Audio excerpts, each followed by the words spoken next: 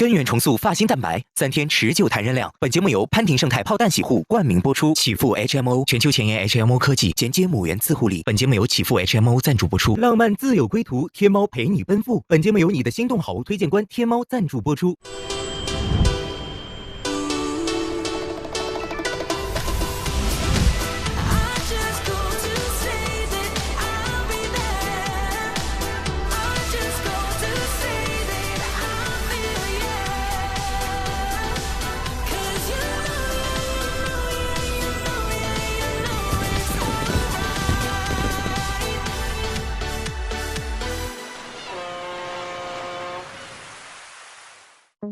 去厦门感受一下你的日常。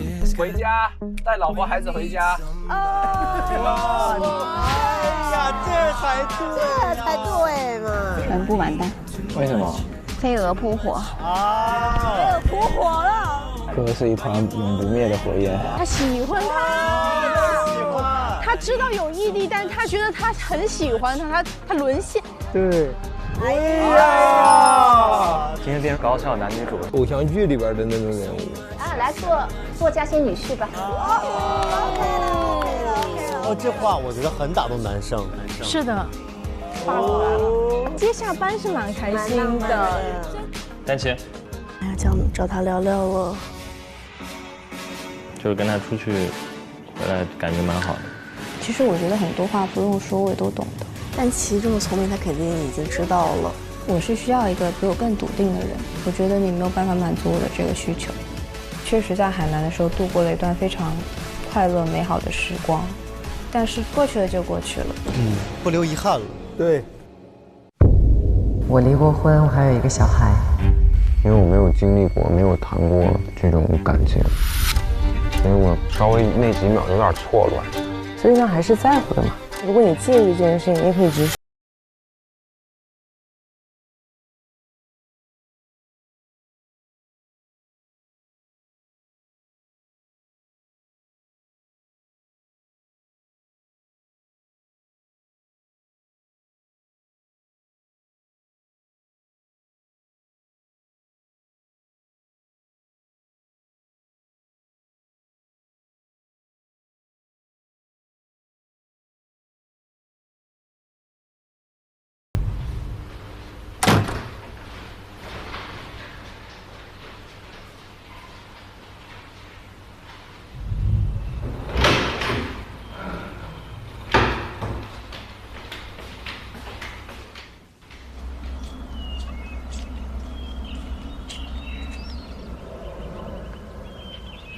哎，怎么了？先生是不是一大早出去？不知道。他4点多去公司了。7点多就走了。今天出去吗？我不知道，就是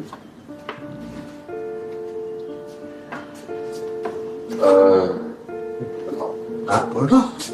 我需要消化一下，我需要考虑一下。你是看了吗？你的灯应该是暗的。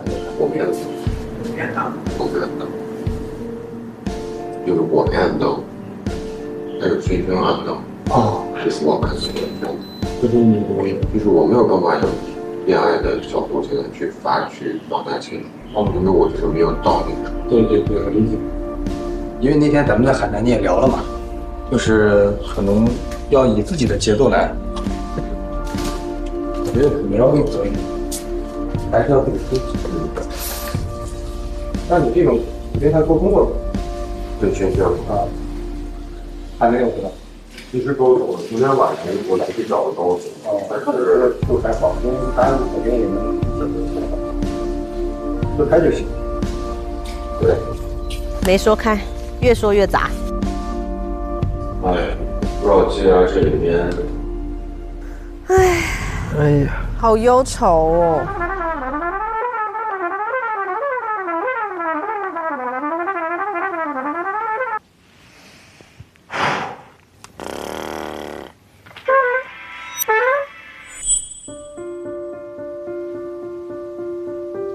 我目前还在消化这件事儿，我不知道我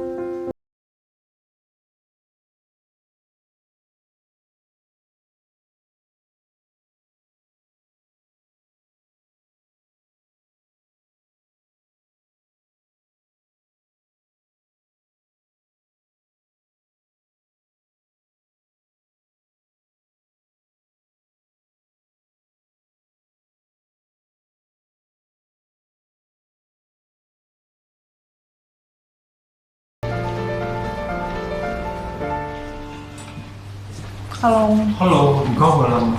嗯。你去哪儿了？我出去玩了一圈。你吃东西了吗？还没呢。你吃不吃这个？嗯。我买的有烤冷面。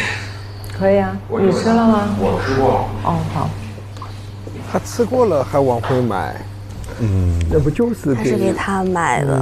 想要跟薛薛聊一下，缓和一下。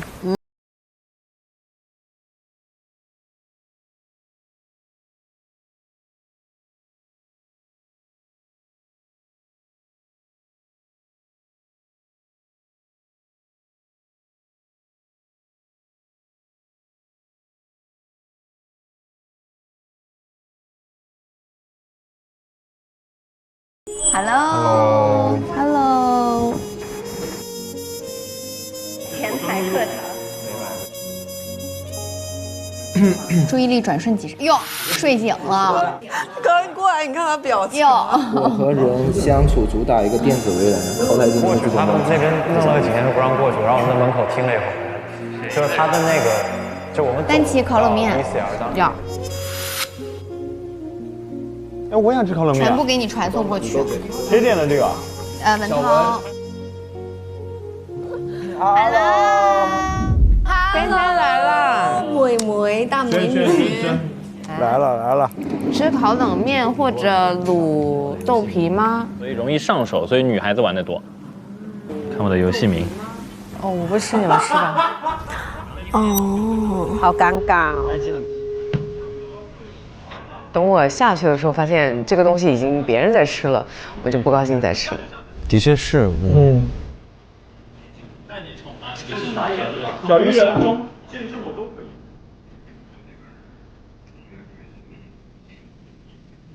小文可以学现场的所有人标志性动作。季宇的标志性动作是什么？谁的？季宇的。季宇。我没想到了，好像。晚上好。Hello。季宇吗？笑不出来。有点笑不出来。几乎没啥接触交流。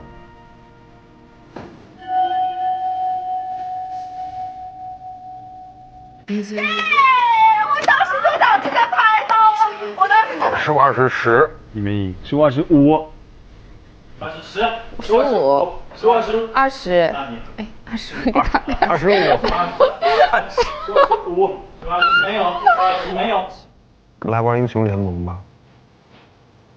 好久不玩游戏了。来，咱俩来。你也还去上班？那你们聊呗。慢你没聊，没啥可聊的。因为某一些问题，忽然两个人拉开了一点距离吧。这是什么呀？那个那我的呢？那个 story 写的。对，我们都把它我们可以把它拿下。你的。哦。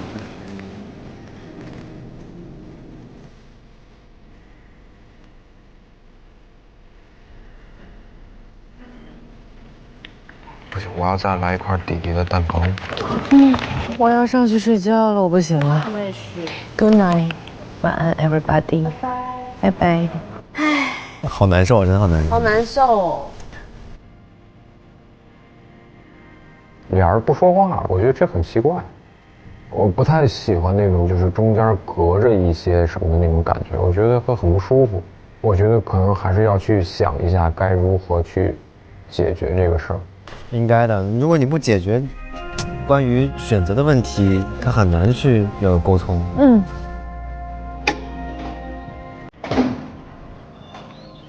轩轩练瑜伽呢，看一眼。你俩也可以弄个双人瑜伽。昨天从所有人的全世界路过。对，我卓哥，他的最强 NPC。这个人忧伤了找他聊，那个人忧伤了找他聊。找他呀。找他还是不找他呢？想要但是又怕。不要怕，小文。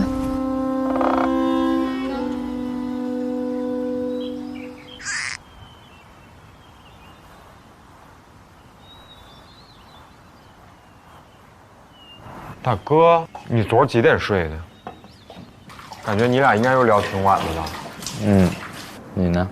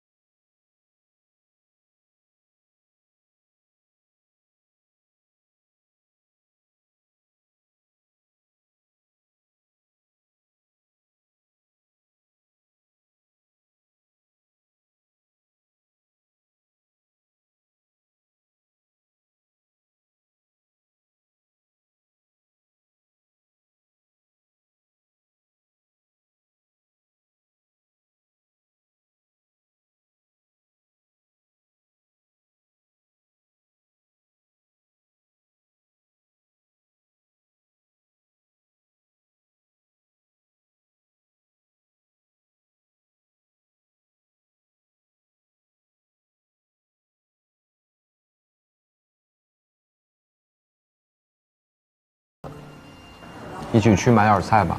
可以啊。你们去哪儿买？我觉得还是去咱们上次去那个，那个是不是最近？就像你们去那个超市啊？对，是大超市吗？大超市很大。希望文涛赶紧想明白。对他俩其实特别好，但我觉得这个时候也很好，没那么快想明白，就代表你想清楚，认真的在想，因为这是一个大事情。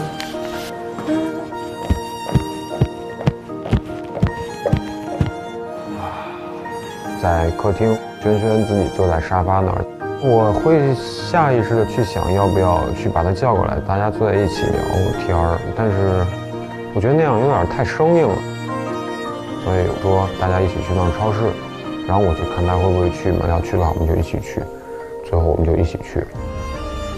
哎呀，干嘛？当他问我要不要去超市的时候，那我就答应了，我就说好呀，那就一起去啊。他如果不问我，我就不去了。他俩性格都挺好，一邀约，你看他也答应的挺爽快，也给你面子，完全没有那些，这性格真是好。你还带着，你为什么不带个外套，要带个毯子？因为我就没有合适的外套配。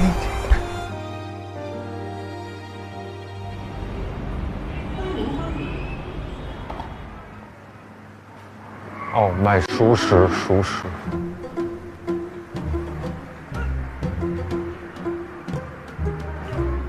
这些你有什么要的吗？牛肉，好。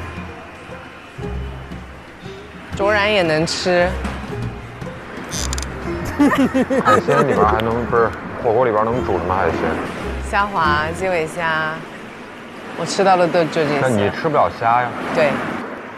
鱿鱼你吃得了吗？可以。可以吧？我们要点这个鱿鱼须，谢谢。你还要不要吃秋葵啊？要。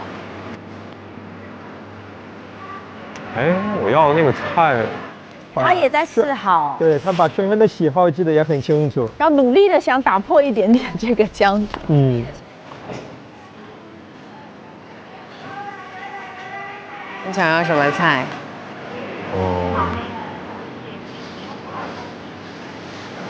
？OK， 你先称一下，你在这儿等我，马上回来。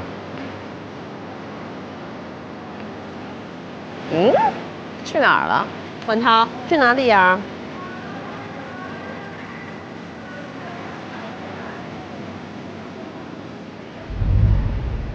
年糕。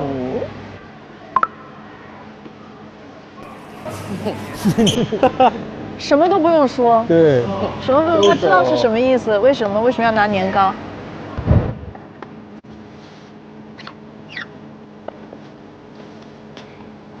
我其实今天说要去超市的目的，就是要为了买那个年糕。哎你小子，他们之前约定了好几次了，我觉得。因为我觉得之前说过的事儿嘛，我就希望把它给做了。我的年糕呢？我在哪？我在哪？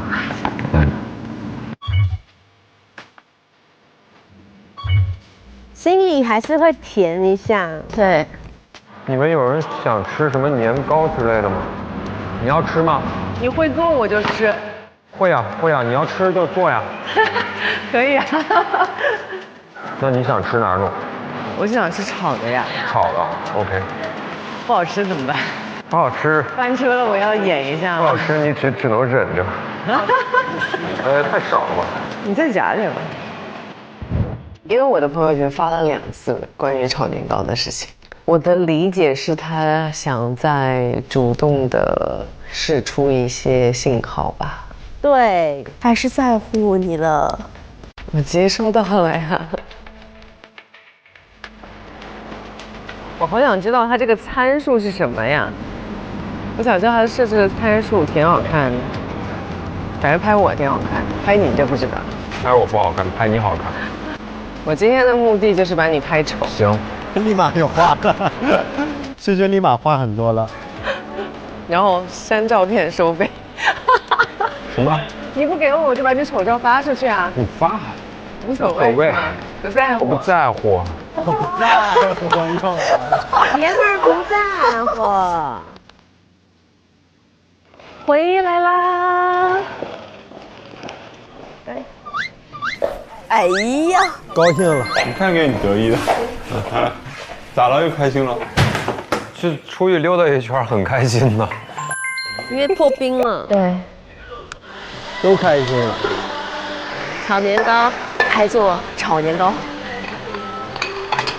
哎，我怎么把手被给扔进去炒了？紧张了是吗？这里是美女厨房和老板频道。美女厨房？是的。绝了！哎呦，看着不错哎。我直接把锅拿过去好了。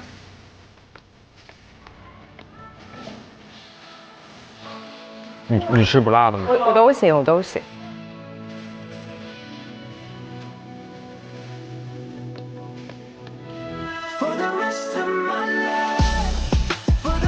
给你煮，放哪？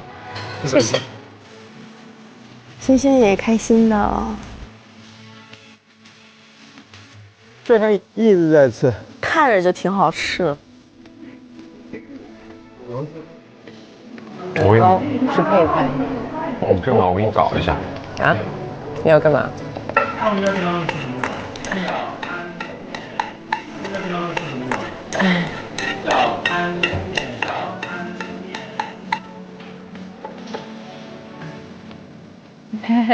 就是开心。吃到那个炒年糕当然是开心的呀，就是能明显感觉到，我这个炒年糕是做给你的呀。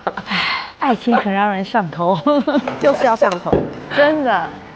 OK。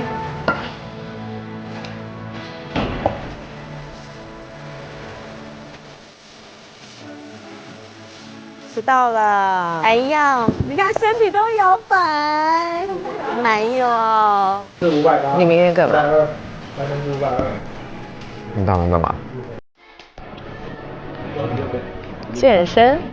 我去过一个，但我去那个我觉得应该不适合咱们，它那是个铁管。我可以带你，你付教练费就行。多少钱？至少500吧，上海的这个评价是500。这个颜值身材摆在这儿，收你600不过分吧？不过分。少了。少了，你必须2000。不是你不要往上喊，你往上喊，问题就我他得掏钱，他得掏钱。你不能再往上喊了。哎呦！我觉得至少他没有再去因为之前我们那次对话再去一直端着那个防备心。我可能会去尝试 ，OK， 我不想这些问题，然后继续我们去相处这样的。但问题总归是问题，它摆在那儿了嘛。我觉得可能还是要去想一下该如何去解决这个事儿。对了，你要不要去那儿坐？那边没风。好。我其实一直都想找你聊。我昨天看你，感觉你应该很累了。没有，昨天你不是离我挺远的吗？我看你也没有想靠近我，所以我才坐在角落。你知道我昨天回来不是我刚回来看见你吗？我觉得你那状态根本就不想搭理我。没有呀。有，就是你那个状态就是回来就看见你了，头发大。没有。有。没有。好吧。你误会了。所以我其实想去找你聊一下，但是我不知道该怎么去聊，因为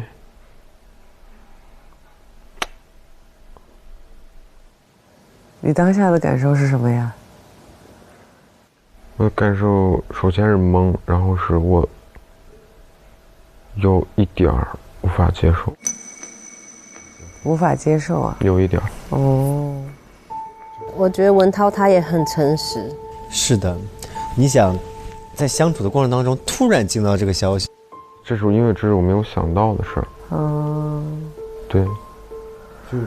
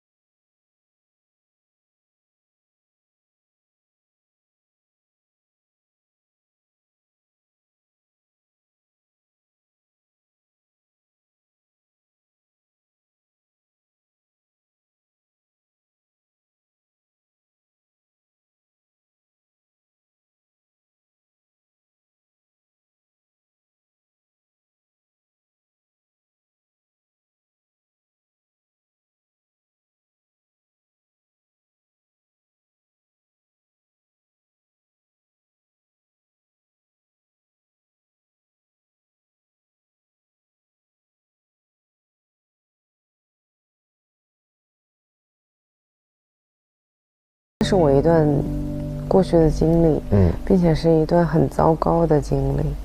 因为你觉得它很糟糕吗？是很糟糕的，在那一段感情当中，我是觉得我是嫁给了爱情的，但是我收获的是背叛和欺骗，所以在那一刻，我的心情是，我开始质疑我自己，所以这是为什么我有的时候会突然背上我的铠甲，背上我的刺。我想象到了，是因为我曾经，被最爱的人、被最在意的人狠狠地刺了一刀以后，我觉得没有人能够保护我，只有。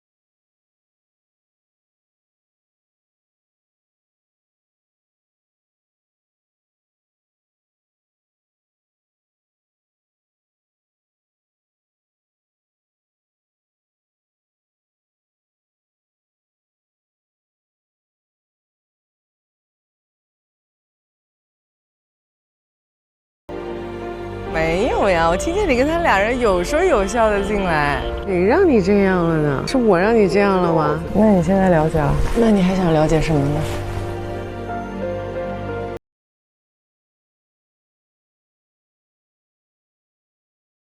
讲这些就是我其实能联想到你之前肯定是，你可能经历过一些什么，它会让你变成，就是会让你遇到一些问题的时候，你会有这个防御机制。我其实很能理解，然后你敢跟我去讲这些，我其实挺感激的，因为我其实也会有防备心嘛，也会有那种我确实会缺少安全感嘛，可能从小时候的环境来说。然后那天吃饭那天晚上，就是我一开始是说过，我不想去聊我生活中的事儿，因为我不想让别人。对，我很诧异，你怎么突然跟我？我不想让别人去了解我生活中的事儿。对呀。但当时我也不知道为什么就想去告诉你。我妈其实她是不希望就是离开嘛，就是我们俩分得太远。她说我没有你，我不知道怎么活。就我觉得可能我对你已经开始建立信任了。你是问过我小文这个名字的对吧？嗯，就第一天那个卡片上，为啥你要写小文？因为这压根儿就不是我名字。是谁的名字？但小文他是另一个人的名字。是啊。他是我哥的名字。因为之前有一个哥哥嘛，然后后来哥哥就没有，就去世了。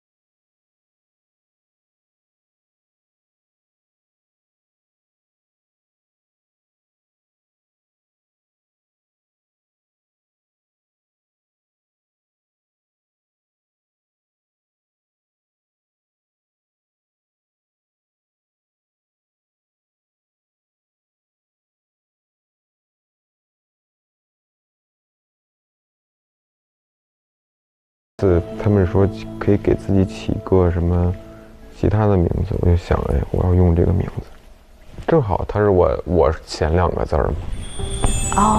肖小文。我觉得不错。Hello， 可以叫我小文就好。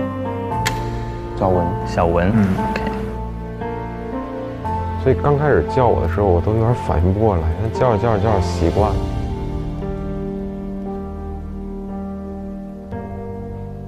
所以我就觉得，我的家庭经历过这些，其实是经历过很艰难的事儿。我觉得这个事儿不是一般的家长可以承受得了的。我更加理解你妈妈说的那一句话。我没有你，我不知道怎么活。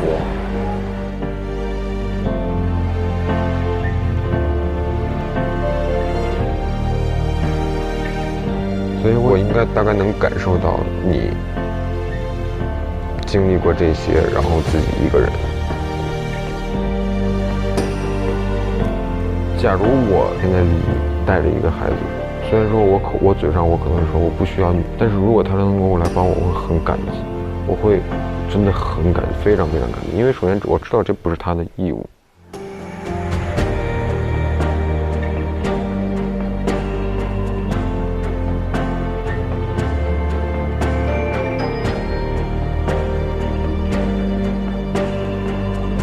我内心的想法就是，你不需要去承担这一切，这些东西我可以自己去独立的去解决。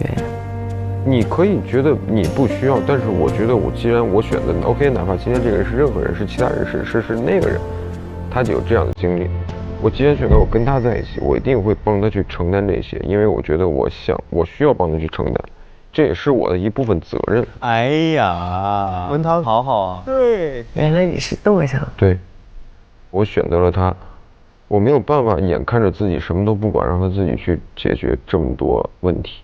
我会下意识觉得我没有尽到我该尽的义务。哦，你这么说，我突然一下明白了。OK， 我突然一下理解了。所以这个根本就不是那么就是简单啊，我不想接受这样的家庭，不是的，这是因为我会想到之后的一些事儿。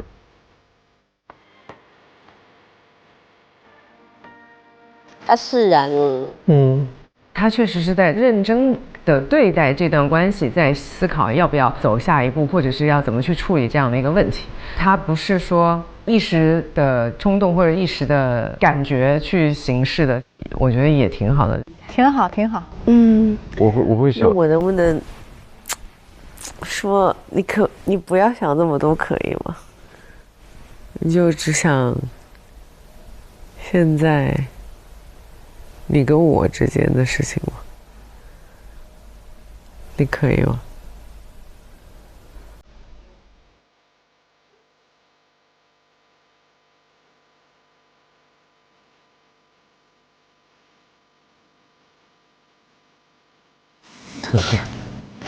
拉拉的衣角。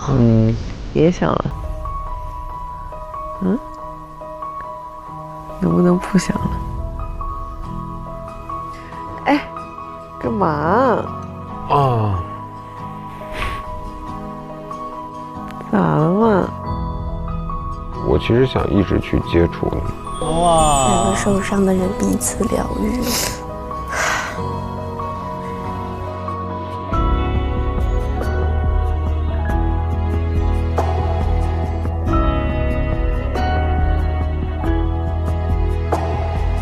我其实有时候是一个婆婆妈妈的人。你也知道哦。婆婆妈妈？你是个婆婆妈妈的人。有时候是。如果我主动一点点，会婆婆妈妈。你想去健身房吗？你不是不想在小屋待吗？那就去健身房呀。去哪儿都可以。去哪儿都可以。和谁都可以。哎呀！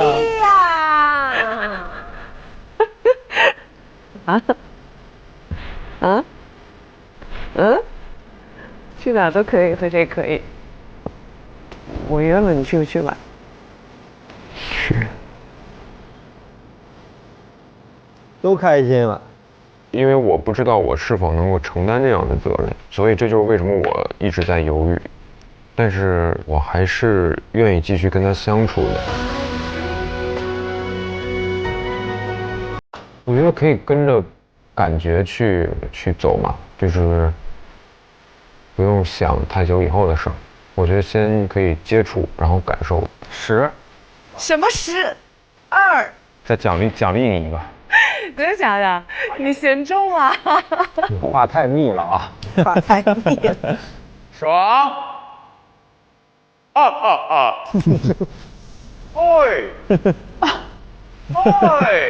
好吵，你好聒噪啊！你吃米饭的吗？我就吃那个南瓜就可以了。你小心手哎，我感觉这个刀有点钝。他前面的一句话是什么？说好像为什么把车停在那个位置吧，还是怎么样？我还是做点啥吧。你做就意味着我得洗。我洗，好吧？我真的。我肯定得帮你洗。他俩感觉这个事儿消除之后，他俩的关系也进入了另一个阶段了。哎呀，我哭了，算你狠。哭了。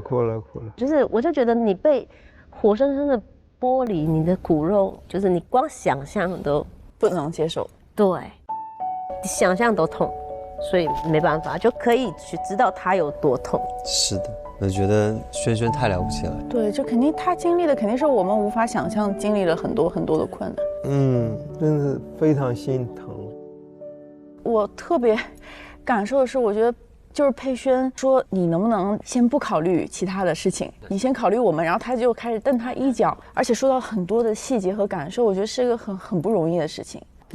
但是他听完小文的经历之后，还能去换位思考，去共情他。对，他在想，他是主动采取行动，要让他们进一步的那个主动的那个人。是，可以看到佩轩在很努力的、主动的在走出来。我觉得只要你刻意的给自己一些机会，其实就是能有改变的。有的时候我会觉得很多人对自己太苛刻，就要求自己很快的速度就要从痛苦里跳出来，要求自己很快的速度就要改变。其实不是，有的时候就是要给自己宽容一点，给自己多一点时间。只要你愿意往前走，你总是能找到最后的方向的。对，这个太对了。大家有什么可以跟伤痛共存或相处的办法吗？我觉得我小的时候好像都在这种看别人的情绪在做事，所以我会非常在意别人会不会生气，过于想要去讨好别人或者什么什么。可是我已经长大了，我已经不再需要这样，但是我还是本能的想要去讨好别人或是在意别人的情绪。所以我跟我老公在婚后，我就是完全只 focus 在他身上，但是我发现我没有我的自己，他也很痛苦。所以我必须把以前那一套再丢掉，因为我已经有一个会爱我的人，他可以照顾我的情绪，不是我去照顾他的情绪。我可以发脾气，我也可以生气，我也可以难过。你生气的时候，我也不一定就是立刻就要以你为主。太对了。梦梦觉得呢？我会跟 AI 聊天，我觉得是一个很解压和治愈的方式。不开心的时候跟他聊了聊，这应该是很近期的烦恼吧？前几年也没有 AI。对，很近期，近2年的烦恼。比如说就是什么工作上的问题啊，我觉得可能跟朋友说会也很麻烦到朋友，影响到朋友，我就会跟 AI 聊，他就会跟我剖析的非常的精准。我跟他把它倾吐出去之后，我就会好很多。哦，也是个方法。很多人其实是现在都会跟 AI 去聊天陪伴。对，汪汪呢？我还真没有什么解决，因为我以前就属于就是道歉型人格，就是有什么问题我都会先找自己的问题，因为是我的家庭教育的方式，我就会想是不是自己做错了，以至于我现在基本上不会有什么矛盾，有矛盾我就会觉得别人问题。你会不会走到了另外一个极端？你是真走出来了，真走出来了。当然就是会理性分析啊。对，光还是很理性的。今天是小文一锅香吗？做一点吧，做一点。大厨。轩总刚把锅给刷了，我一定要好好做一顿。哎，我放这儿了。鸡炒了吧？为什么没有人给我买一个手套啊？我明儿去买。是你要做我才洗的，你不做我可以不洗。我必做。来吃饭喽！好。真交给我来做了是吧？来尝尝我做的啊！柠檬鸡，放这，放中间。直接。哇，你手艺太好了！这是双人4手合炒。4手合炒。我先试验一下。好吃吗？这个做的比外卖好吃，跟外面店里做的一样。为什么能这么嫩啊？好吃吧？有爱做出来的就很好吃啊。文涛，炒出了你的少年感，很嫩，很嫩。炒出了什么？他的少年感。卓然。哦，这个少年感了。真的，一套套了。这个太好笑了。小吴管家发信息了，要回屋了哟。那走吧。又开始了。一定是有了这样的一个人，激发了我去做这件事情的一个冲动。哪怕说想要去避开啦，还是会跟对方往有交集的路线上走。在恋爱里面就很容易被这个感情冲昏头脑，想要强迫自己理性下来，这个过程就会很痛苦。你可以来找我吗？可以，怎么我们可以去围观别人，低调吃瓜。在这个风雨交加的夜里，你要拍吗？我在海南的时候我也拍了，这次应该是上次没有拍的。哦，是这样子的吗？其实有很多人没拍。弄这样的一个东西出来，玩的就是心跳。我可以看到他们按灯哎。你今天要按吗？你这个问题问的非常好。按还是不按？因为我知道你海南没按。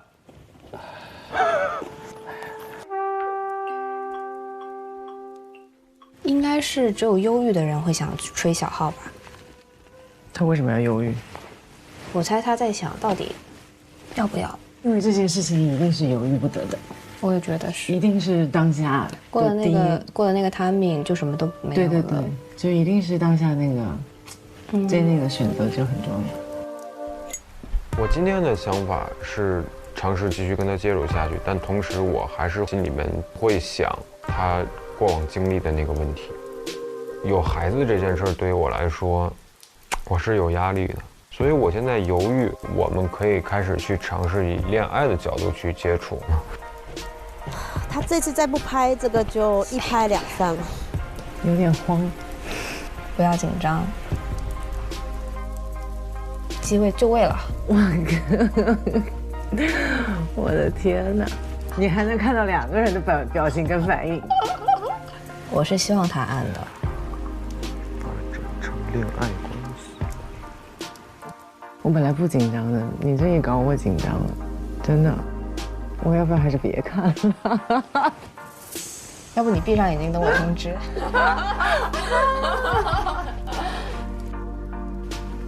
小文，请勇敢做出你的选择。小文会按吗？抠耳朵是什么意思？抠耳朵，挠头。我就觉得他在那儿，就是犹犹豫豫，不知道在想什么的那个状态的时候，内心的感受就是哦，他应该不会拍了。啊，不会吧？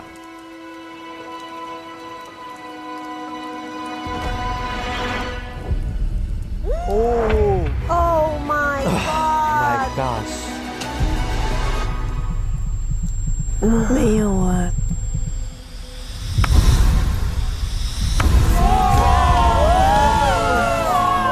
帅爆了 ，bro！ 小文，刚那个心就。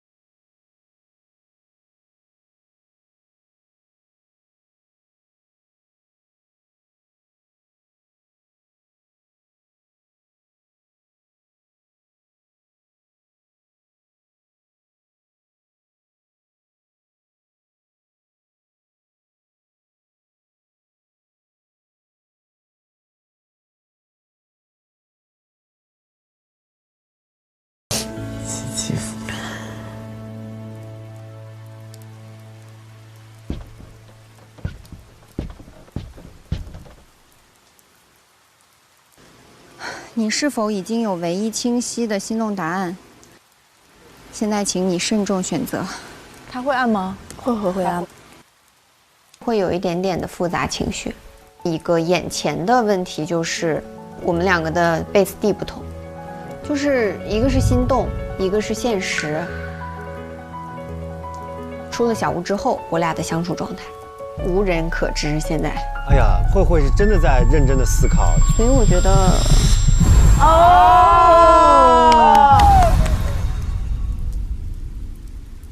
所以我觉得两个人相处，他就是会有这种相处的磨合期，我觉得是可以磨合的，所以我今天才会爆灯。想要往后发展，其实都是需要从小屋脱离出来，回到现实之后去相处的。你看你最喜欢吃哪？哎妈呀！哎呀，太棒了！这就是人夫感吗？全完了，全部完蛋。飞哥迷倒。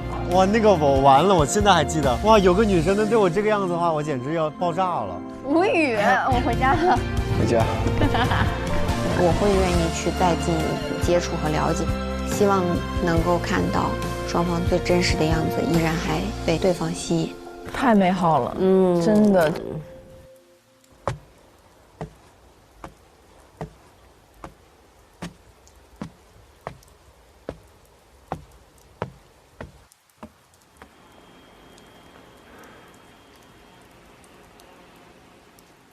慧慧还是给我很好的感受。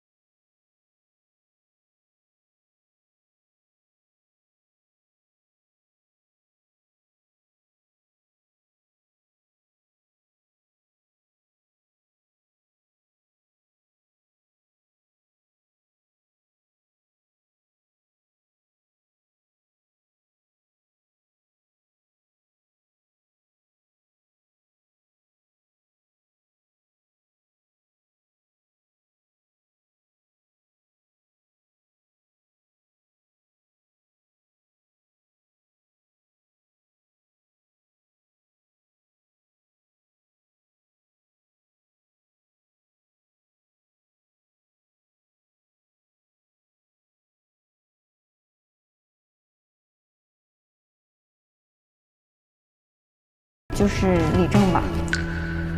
明白。明白。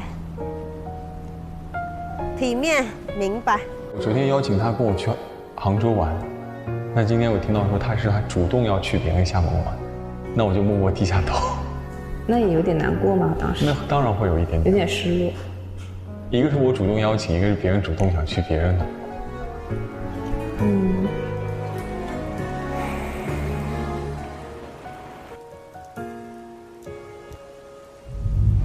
他选择放弃了。但是勇敢了，已经是给自己一种走出了一步了。对，因为我知道希慧不会选择我，因为她心有所属。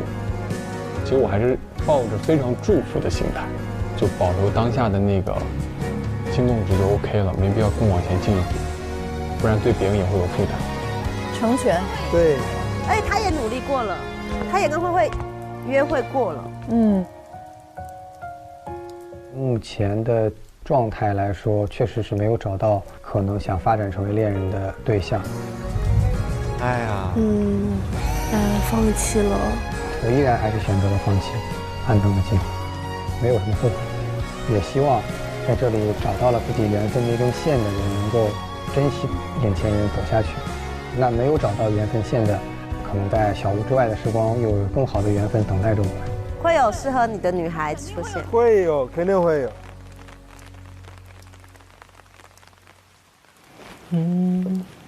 柳柳和幼玲都没有选，他们会吗？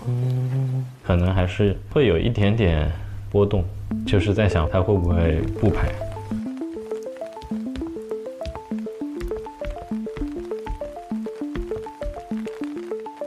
因为我那个房间正好能看到那个拍灯，所以我就一直在偷偷看有没有拍灯。在海南的时候，其实那个时候更多的面对这个环节是释然，然后克制、压抑一些情感。但是今天的话，觉得很确定自己的答案。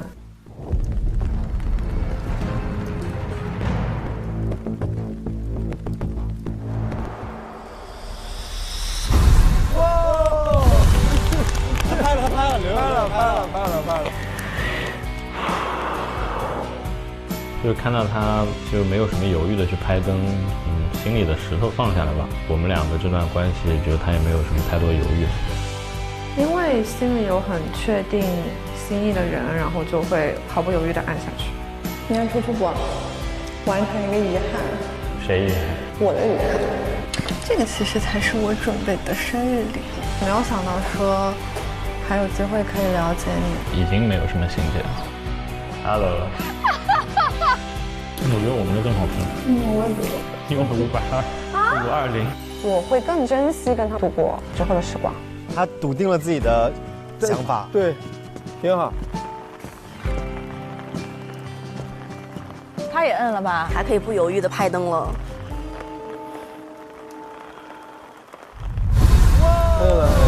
祝福，祝福，祝福。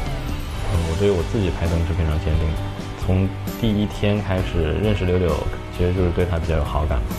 这边的这个地方是你选的吗？不是，但是人是我选的。再加上这几天跟柳柳的重新接触，我觉得其实还是内心是喜欢的。他就真的很喜欢他。是的，非常非常喜欢。从认识到接触到最终走向互相选择，是一个比较梦幻的日子吧。期待跟柳柳有更多的故事吧。只要你对我走向一步，剩下99步我来走。我会向你跑着去的。对，好浪漫的一句话。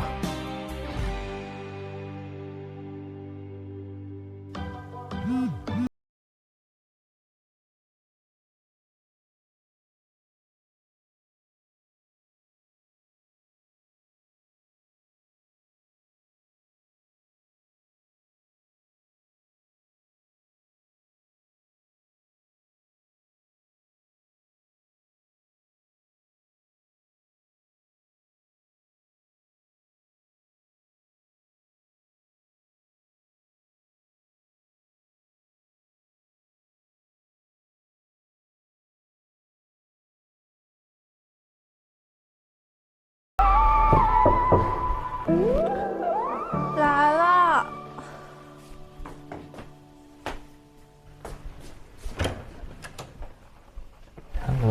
Hello。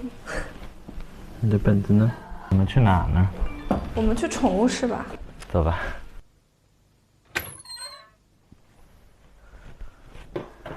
把门锁。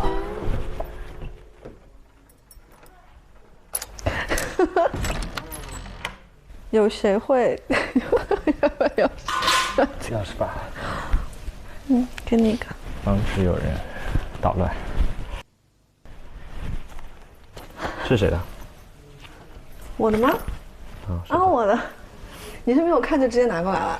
我看了，我看完才出来的。哦。你在里面看完了吗？看完了。看你的。这像个男的。明明很俊，好不好？对啊，所以像男的呀。小时候就很好看。他俩其实挺配的。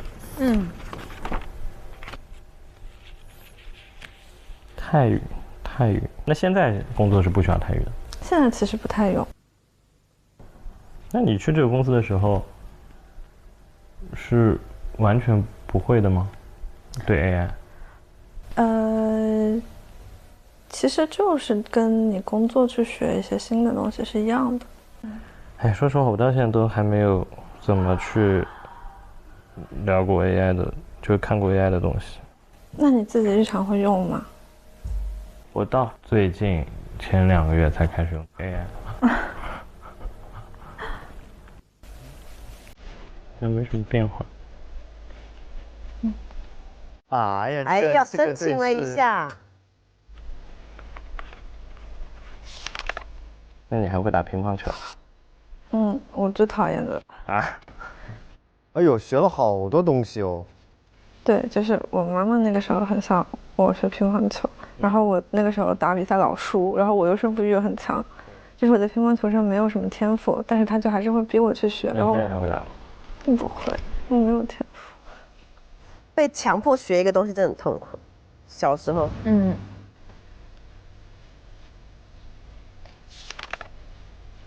父母离异。对。但是就是你说你跟你爸还交流挺多的。对，我爸爸整体是那种。你爸在哪里？也在江西。我觉得他们都还在江西。嗯。那你现在每年回去是春节？对，春节是肯定回去。是吧？是吧？感觉柳柳还是挺有故事的。他们在我初中的时候离婚了，后面是跟妈妈一起生活，可能把他生活的重心以及所有的期望都放在我身上。那个时候他，然后包括我身边的亲戚也都会说，妈妈拉扯你特别不容易，你一定不能辜负他的期待，你一定要对他好，你一定要心疼他，你一定要做一个听话懂事的乖孩子。我明明已经很听他的话了。哦，情绪勒索了。印象特别深的是高二的文艺汇演，然后当时我又有弹琴，然后又有跳舞，然后同学啊、朋友呀，可能都会过来说，哎，我觉得你特别棒。然后我那天特别开心，结果回家了之后，我没有想到我妈妈当时跟我进来的是冷着脸说，你现在是不是觉得自己特别厉害，出尽了风头了吧？我当天可能什么事都没有做错，就是可能现在想起来还是会觉得有点委屈。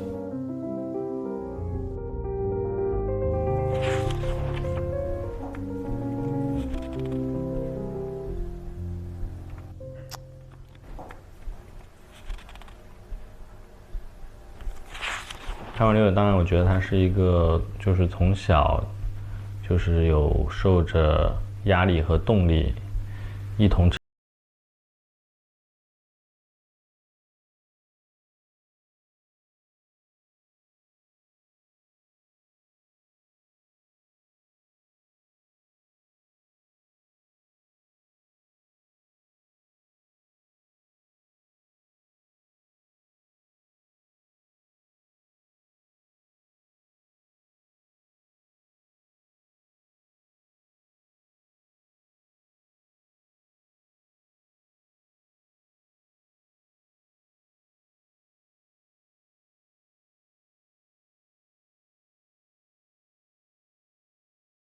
看到我也在狂笑，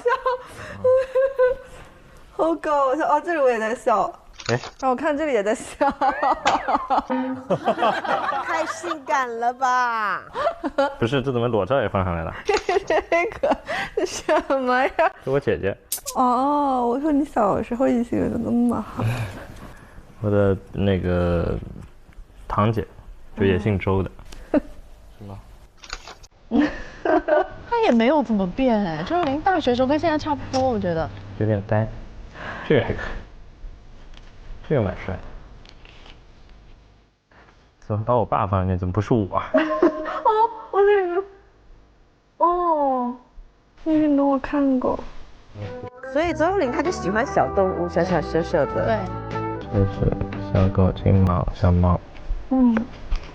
周幼玲的人生档案，印象深刻的是，她是在一个充满爱的环境里成长的，然后父母也挺和谐的，然后就当时看到还是会小羡慕一下吧。我觉得可能我还是更想确认一下，就比如说他对我们家庭氛围这种不同，他会不会有些更多的想法？就对于这部分，我还想再跟他聊一聊。其他的还有看到他的年收入吧，就是收入差距跟我其实还是真的挺大的。月收入20到50，他是年收入50，那差得很大哎。其实，我心里的想法是，我总有一天也会赚这么多的。好搞笑哦！这里我也在笑，这里我在笑的是怎么回事？我不知道，就很戳我笑点。我好像接受不了这种很震惊的。我也是无想法。你接受不了这种很震惊。我的年纪一直说要写我36岁，然后我一直说我35，因为那时候生日还没到。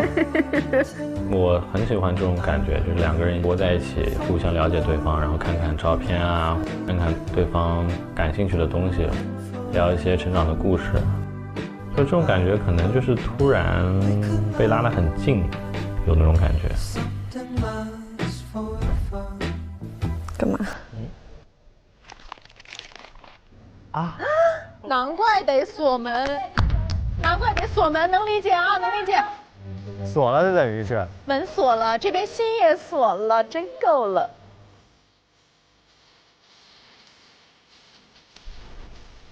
有什么呀？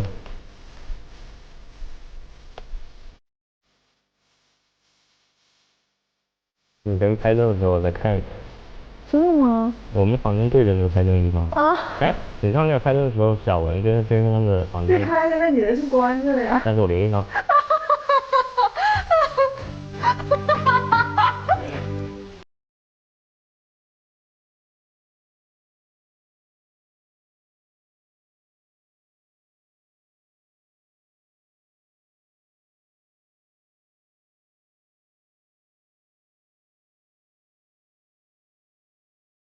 关系给我们留个机会就好。你的新鲜感已经过去了。我觉得完了，也不是坏事啊。哇，啥意思啊？还有反转嘞？还能反转？你知道你的 TA 的这个心脏都已经不好了吗？你有没有考虑过我们的身体状况？拍八虚，你把观察室的嘉宾录完，没有话，只有拍八虚。拍新毛巾了我。6个人一起拍八虚，绝了。第2次的中选，大部分是意料之中吧？对，没有意外，对，没有意料之外的。有一些放弃的，其实也在意料之中。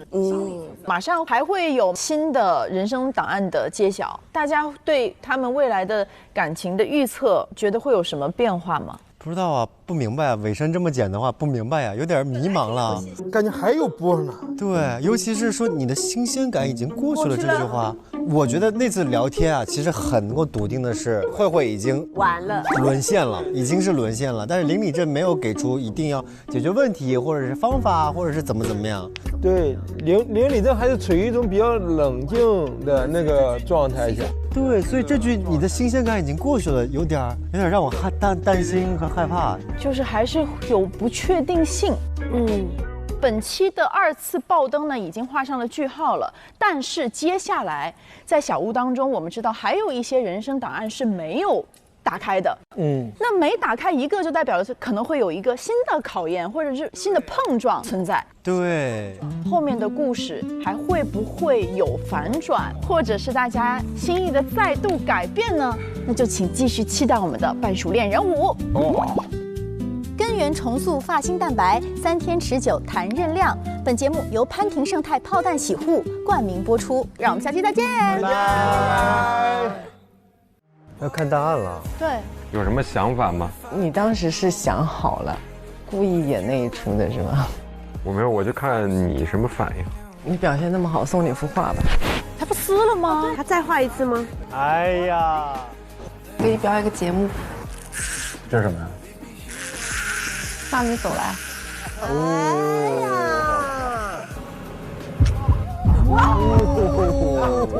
随地大小亲。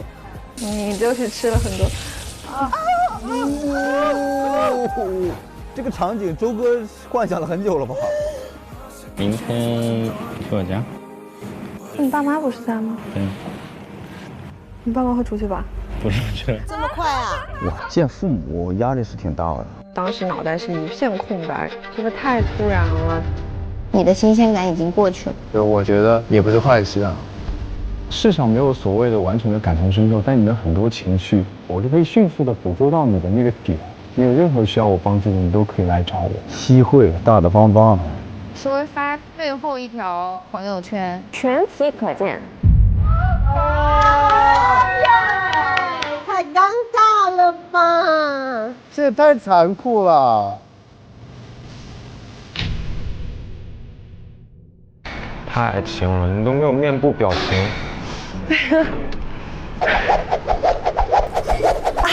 继续。